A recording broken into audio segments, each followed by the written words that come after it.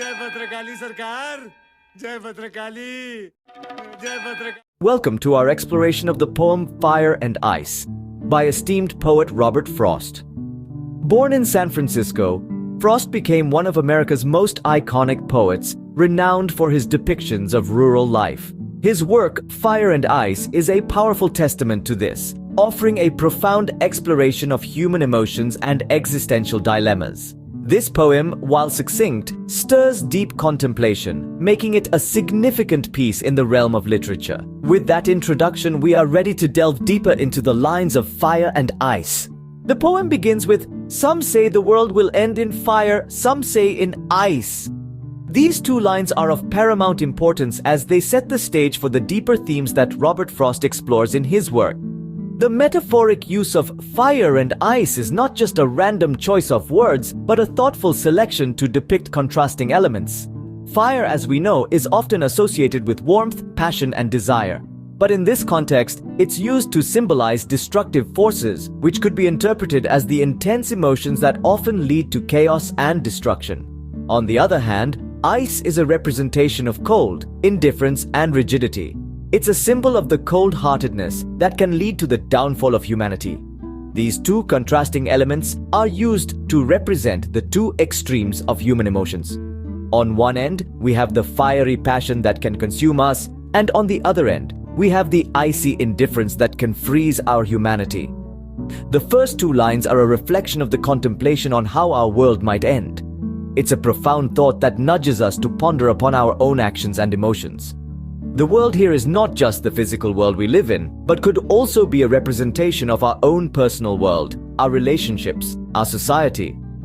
The metaphoric use of fire and ice is a powerful literary tool used by Frost to initiate a dialogue about the destructive forces that exist within us and our world. It's a call for introspection, a call to understand that the end, whether it be fiery or icy, is a result of our own actions, our own emotions. These lines set the tone for the rest of the poem, inviting us to consider the destructive forces within us and our world. Moving forward, Frost writes, "From what I've tasted of desire, I hold with those who favor fire." These lines reveal Frost's personal inclination towards fire, which he metaphorically associates with desire. Now let's delve deeper into these lines. When Frost talks about tasting desire, he uses it as a metaphor, suggesting he has experienced the intense emotions that desire can spark within us.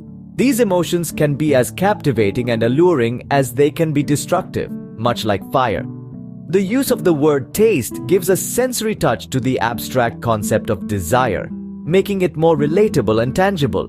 Furthermore, when Frost states he holds with those who favor fire, he is not just expressing a preference. Instead, he is acknowledging the destructive potential of desire, akin to the destructive nature of fire.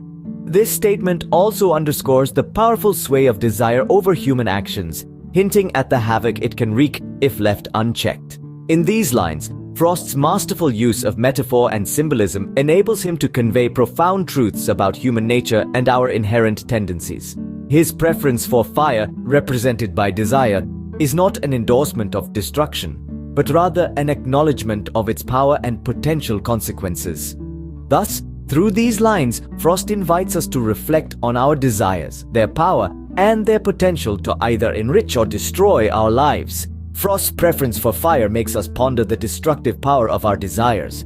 Finally, the poem concludes with, "and would suffice," a powerful ending where Frost suggests that whether it be fire or ice, both are equally destructive and can lead to the end of the world.